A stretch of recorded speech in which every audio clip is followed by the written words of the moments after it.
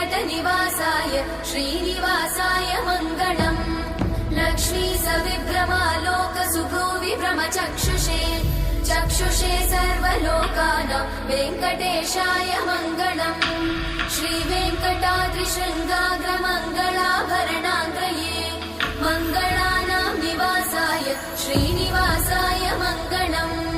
सर्वावयव सौन्दर्य सम्पदा सर्वचेतसां सदा सम्मोहनायास्तु वेङ्कटेशाय मङ्गलम् नित्याय निरवध्याय सत्यानन्दचिदात्मने सर्वान्तरात्मने श्रीमद् वेङ्कटेशाय मङ्गलम् स्वतः सर्वविदे सर्वशक्तये सर्वशेषिने सुलभाय सुशीलाय वेङ्कटेशाय मङ्गलम्